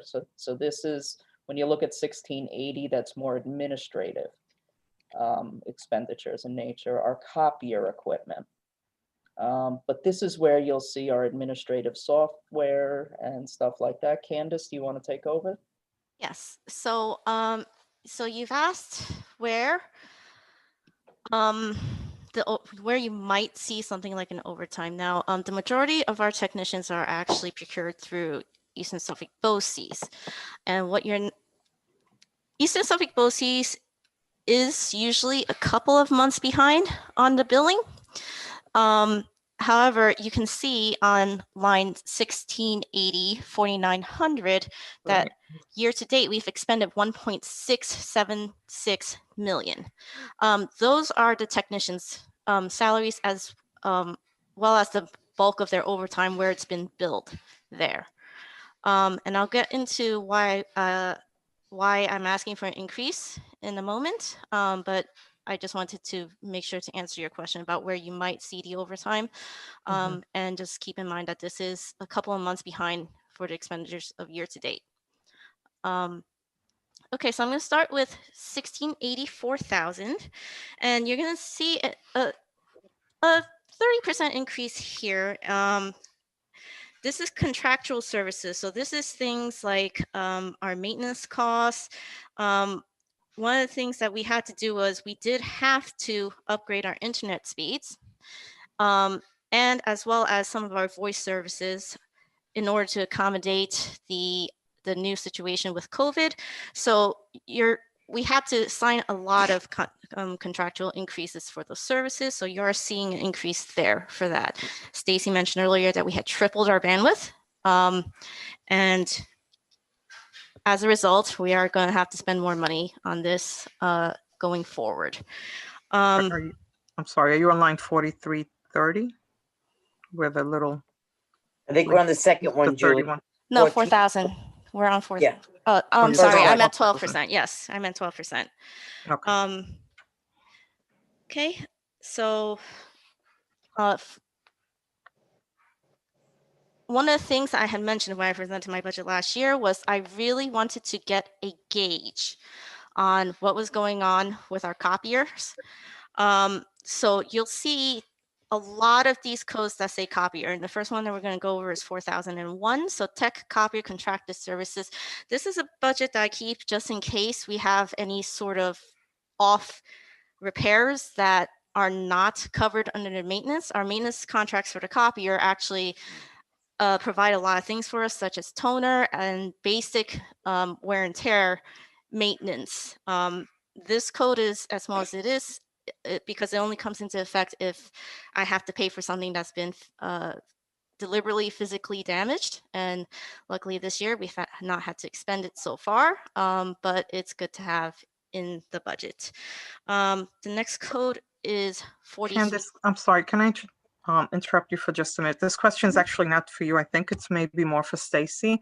Like, would this be an example like that $5,000 of money we roll over into the budget because we didn't spend it? Yeah, this is not an area where we would transfer this money. Typically, we leave it there in case we have that kind of expenditure, because, we at times do, and it's a new code that Candace created for this year, so she could keep track of that. So yeah, if that's not expended, that would go into the rollover for the next year. Okay, thank I you. have a question. Do we sorry, have an Angela. amount on computers that have been damaged or not working and what it costs to fix them? On what has been out since, since we started giving them out? You mean laptops, Cindy? Laptops, yes.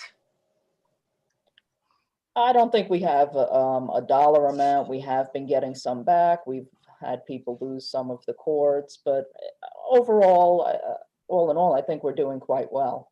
All right. Things do happen, but overall. No, I understand, but with how many, students have them, I was just curious on, on what it is costing us and, if they are taking care of them and they're not breaking down and.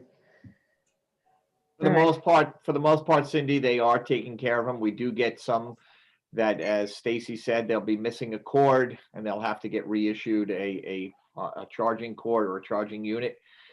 We have received some back where a screen might be damaged, and we have to send that out for repair or reissue another one. But considering the amount that is out there, it really is not so bad. That's good to hear. That's why I was curious. No, they're That's good. appreciative and taking care of them. Okay. Okay, thank you. All right, so the next one we're going to go over is 4330, and it says tech machine rental, but the name has been truncated. It's not just a machine rental, it's software rental, it's license, a lot of different type of rentals. For example, this is where I would budget the yearly maintenance costs for our fire alarm system.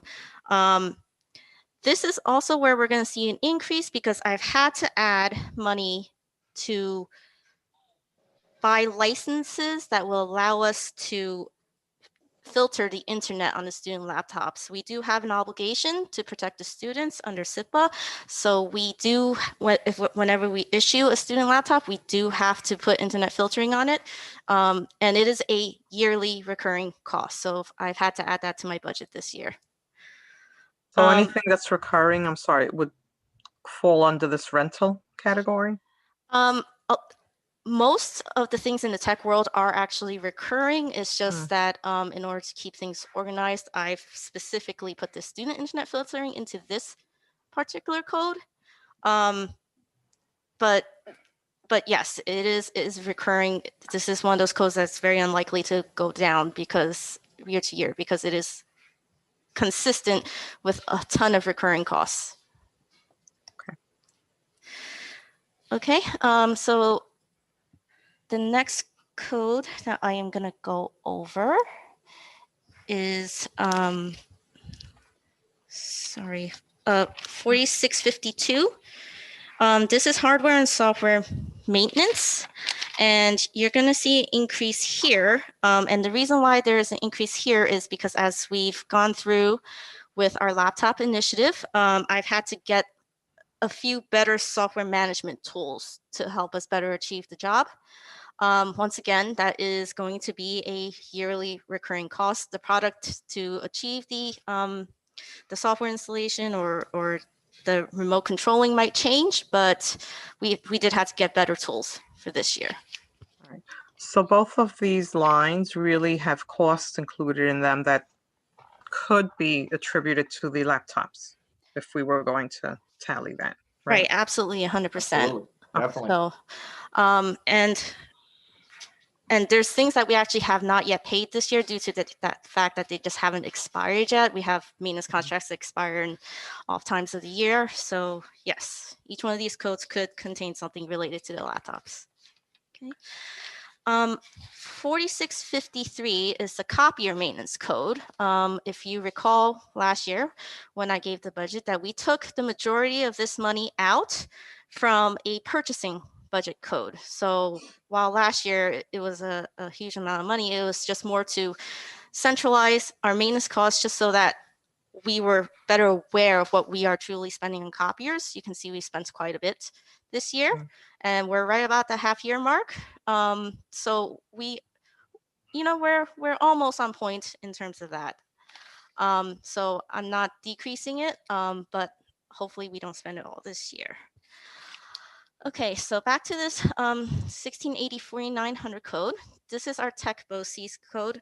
This not only contains our technicians, this also contains a lot of our operational software in it that we procure through BOCES. For example, one popular addition we've done this year is Parent Square. Our school website comes out of this. Our financial system comes out of this. So this isn't all just text. A lot of the texts are in here. The majority of the budget is consistent of text. However, there is also software. And one of the pieces of software that I want to talk about is something that I'm adding.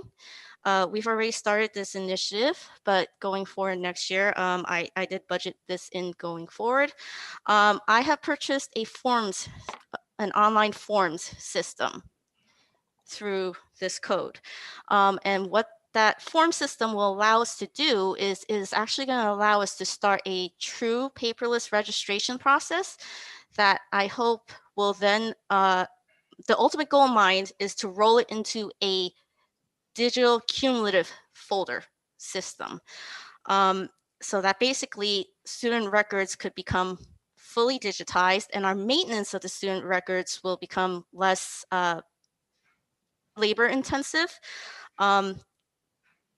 And hopefully this is a product that pays for itself, but I did budget in a very aggressive paperless strategy into this budget as well. As well as I've also budgeted in extra tech, considering that we have added, at the end of, when all said and done, we're gonna have over 20,000 new devices. And I do definitely need staff to handle that, so I did budget in another tech for next year. Any questions there? Okay. No, and I don't, Candace, I don't have a question specifically, but it just seems like a lot of things rolled into one. And I get your thinking, and I think it's great. I remember we talked about the forms and the paperless. It's just difficult to keep track of it budget-wise when we don't know exactly what's included under each item. Yes, When we definitely. do the BOCES budget, we give a detailed listing of what's in each Okay, BOCES code. so when we got one, that'll, okay, we'll go over that perfect. separately in another meeting. Great, thanks. And my last two codes are just, you'll see no increases in them. They're just basically my supply code, as well as my copier supply code. Copier supplies are not exactly what you think a copier supply might be. It actually does not include the toner. The copier supplies is more for like the staples. Staples are not part of the maintenance plans that we have. They're not available on any maintenance plan. So therefore, if a copier needs staples, this is where we buy out of. Also, we have a number of duplicating machines that rely on ink in the district, and that's where the ink for those duplicators come from. So that's staying flat.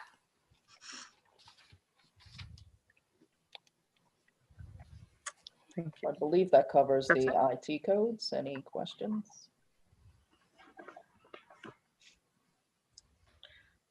I just have a more general question. When it comes to decide, like I know you explained about, Robert's question about the TVs versus the Aquas boards. When it comes to deciding that kind of thing, besides the tech department, do you coordinate with any of the other departments? Like the, I don't know, maybe the Buildings. coordinators or, the different department heads maybe, or people who have direct instructional responsibilities. So when I went through the pilot of those couple of classrooms, I did specifically reach out to the building administration, because to Mr. Lochner's point, everyone has a different comfort level with technology. In addition, everyone really has a different teaching style when it comes to their use of technology. So we really had to make sure that we found the right candidates for something like this to ensure that that their technical literacy was going to be the less factor when determining if the pilot was a success or not. So yes, we do coordinate. This year we did have a whole bunch of Aquas boards to install, so we went with Aquas boards this year.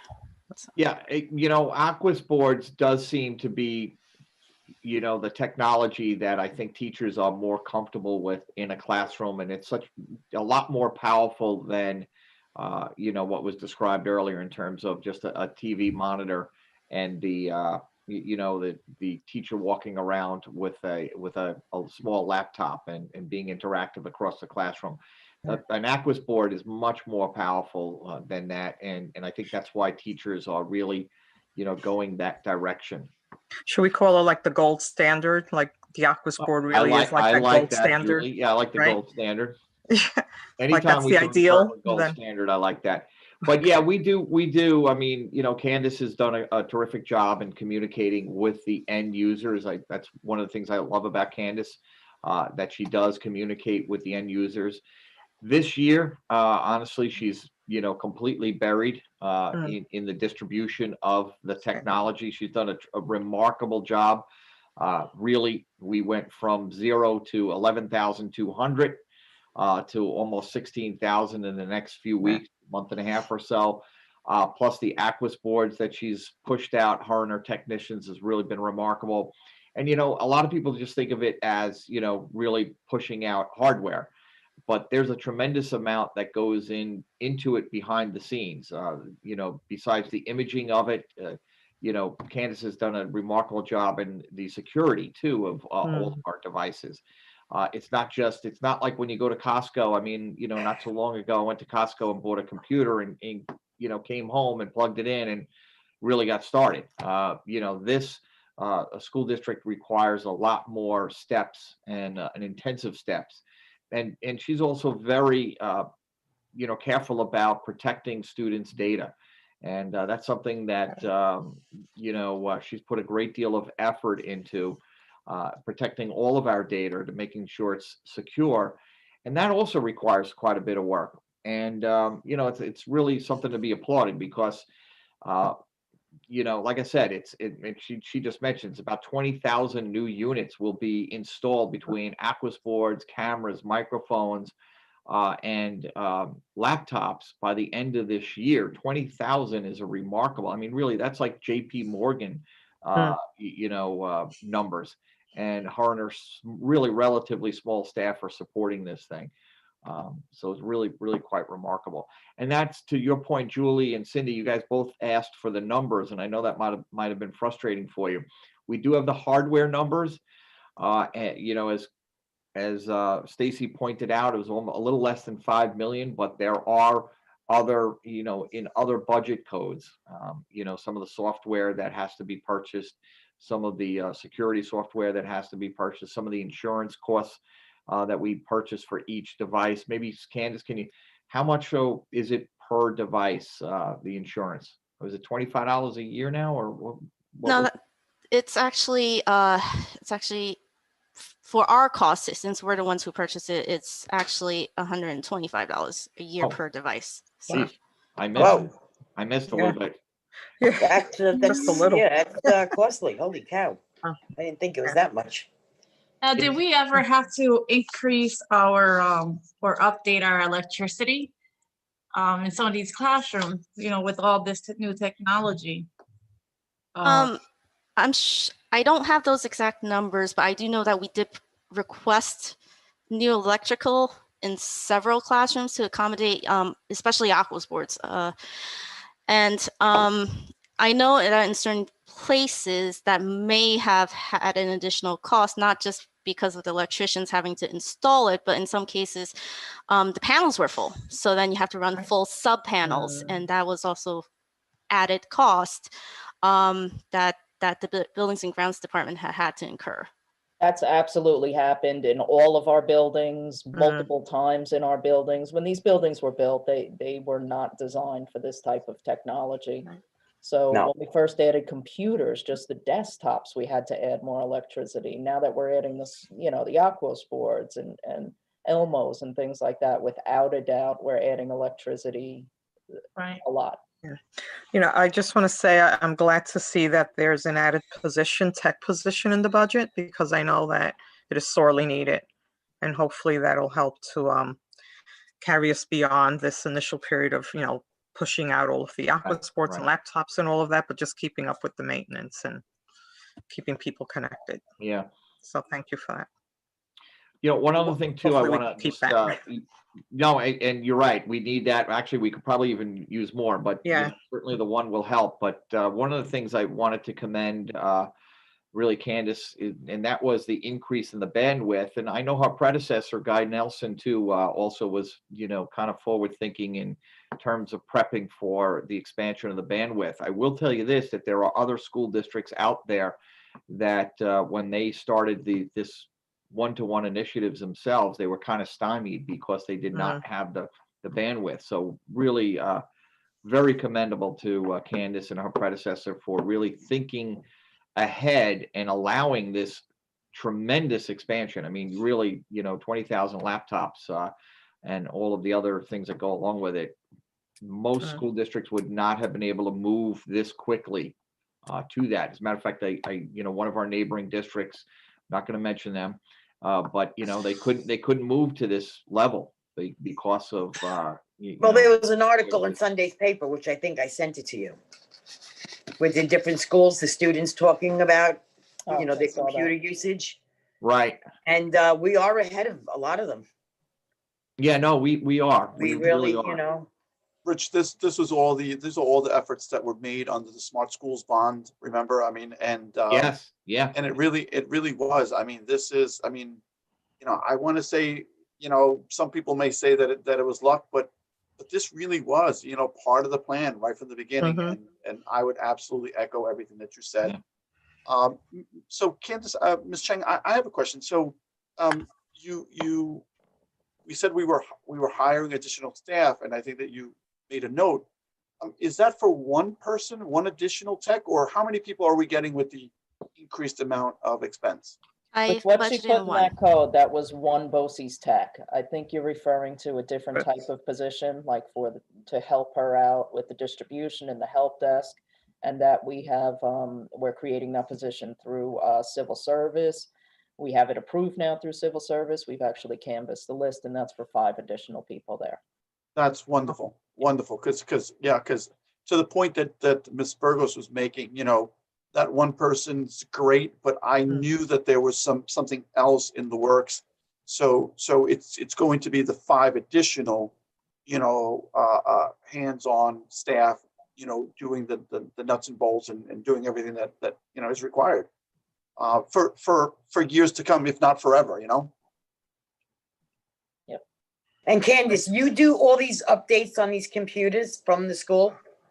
Yes. Students? And how many can get done? It's leveraging Microsoft's cloud infrastructure. So the technical term is called mobile device management, and we're leveraging basically Microsoft servers to achieve these updates. We just program them, and then they come down during the less busy times. And every time one of these laptops start up, they do run a check to see if there are any updates. And depending on how busy the computer is, it'll bring it down in certain intervals and increments. Rich, I had a question. In regards to, you know, eventually, maybe next year or hopefully when we get back to normal, you know, having all this technology and all these new laptops, the kids can actually, you know, come back and forth with their laptop. I know my niece does it in Georgia, and it's good because, you know, it's something that they use in their classroom. So we're a step ahead, I think. Yeah, thank you, Maria. It's actually very funny you have that. And I think Candace is smiling because we actually had a long conversation yesterday with Stacy as to how to use these laptops moving forward. You know, we have to remember too, it's brand new for the kids, but it's also brand new for our instructors, our teachers. And I think that, you know, as we've said, and the board has complimented them, you know, they've really done a remarkable job in these new technologies. But in Georgia, the school that you're referring to, they may have had them for a number of years. Our teachers, I think, are getting quite comfortable with them. And that is probably the goal, that eventually we will see our kids bringing laptops back and forth to school. It does present a problem in a school district our size. They'd have to come back to school. They'd have to come to school with charged laptops. In other words, we don't have the capacity to be charging kids laptops during the day. So that would be one of the hurdles we'd have to overcome. It sounds silly, but it's kind of really something we'd have to think ahead. They'd have to charge it before they came to school. But also a lot of our textbooks are now online textbooks. So that's something that we're thinking about, that as the kids come to school, just like you said, Maria, they come in. If it's a social studies class, which will have an Aquis board, Ms. Moore, we'll have the laptop. They'll have to read, they can read a chapter in their book. So that's, all the stuff that we're thinking ahead. I mean, there's a lot of upside to this. Obviously, we're currently living in really not a great situation, but the upside might be, this additional technology will help us, in the classrooms. Right.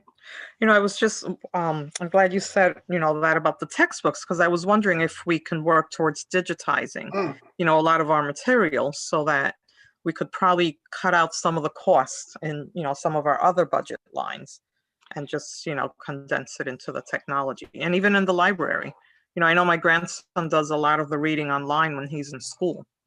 They have their library time and they have computers. Right. And they read.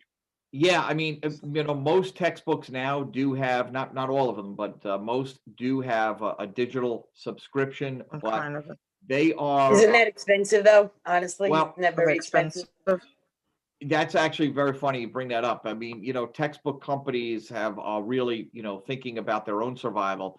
Exactly. So that's why the digital subscriptions are really kind of equivalent to a hard copy book. So although we will be moving towards that, I'm not sure it will be a significant money saver, excuse me. Right. It's a discussion to have, though, because I just know from teaching at the higher ed level that they come with extra resources attached usually. Oh, yeah. That could be helpful. No, just something to consider. Yeah. As we.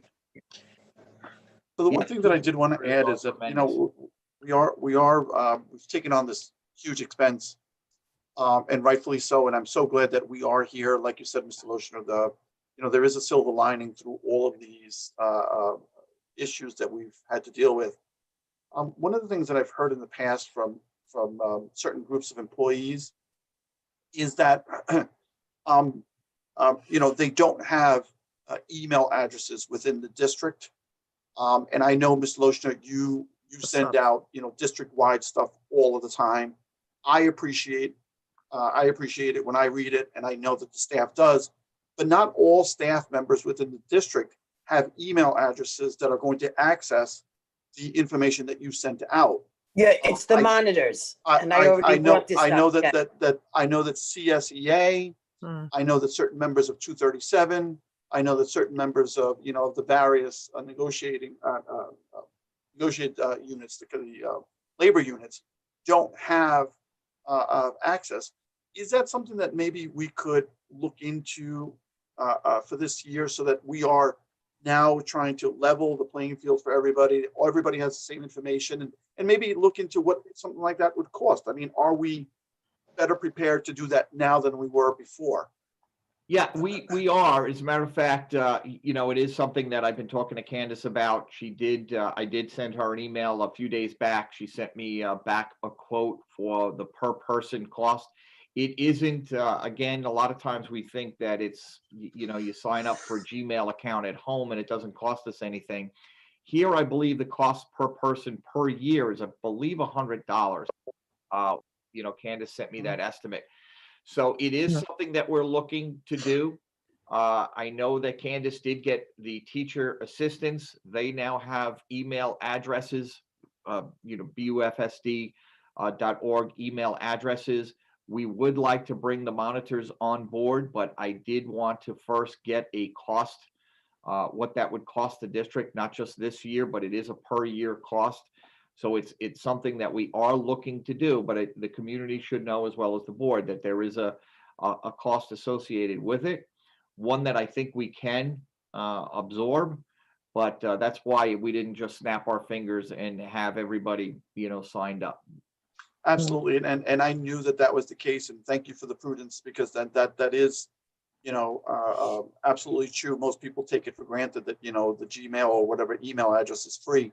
In this case, we are paying mostly for storage over the years and the access. So Right. I just thought that, this is just unavoidable. We just have to get there, Yeah, no, and believe me, I go into buildings and, people do come up to me and ask me that. And I do feel bad about that. They say that, thankfully somebody copies the email that I send out and they get the copy on their desk, wherever they're working, but it's really not the ideal way. They do miss quite a few of the announcements. And obviously, because of the pandemic, many of the announcements are kind of time sensitive and critical. And plus the knowledge, they want to know, what's going on district wide and community wide. So I that is something that we are moving towards. And maybe Candace, do you want to jump in and say anything about it? I think was I right with the number? Yeah, you're right, and it's not even just the storage of it. We are actually required to comply with several data retention laws, and obviously, with every email account, we do have to have a security product to make sure that mailbox gets scanned for certain types of cybersecurity vulnerabilities and attacks. So the cost is right. There's a lot that goes into having this type of email account because we are an organization and we have regulations that we have to follow. For Candace, we do have the parent square. I mean, is there any way that maybe a group could be set up? I mean, we have West Middle, we have Southwest. Maybe we could have a group or a building or somewhere that they could all join through their cell phones, that they could be able to get all the messages from the district. I don't know if you get what I'm saying. Yeah. Yes, all the staff has been imported into Parent Square, including monitors.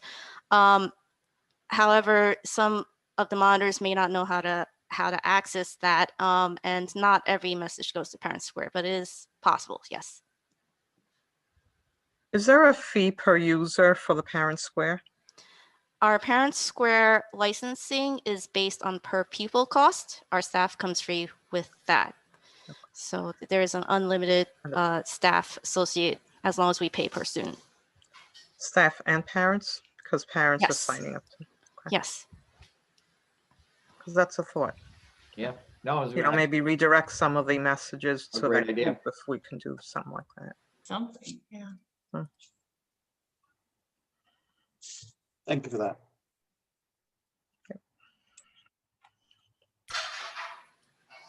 Okay, that's what we were planning on covering for tonight's meeting. Our next budget meeting is the 28th, January 28th. We cover some of the operations areas, buildings and grounds, security, and transportation.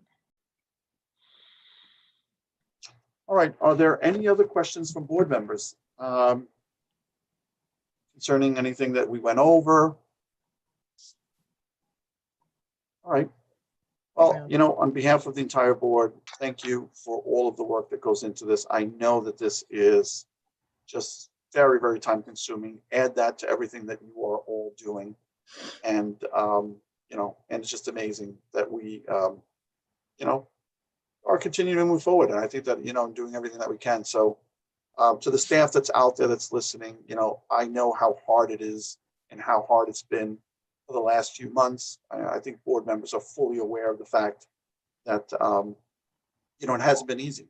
Learning this new platform and pushing forward has created a tremendous amount of stress and anxiety for each one of you, as well as the students and the families that are out there trying to, again, meet this challenge.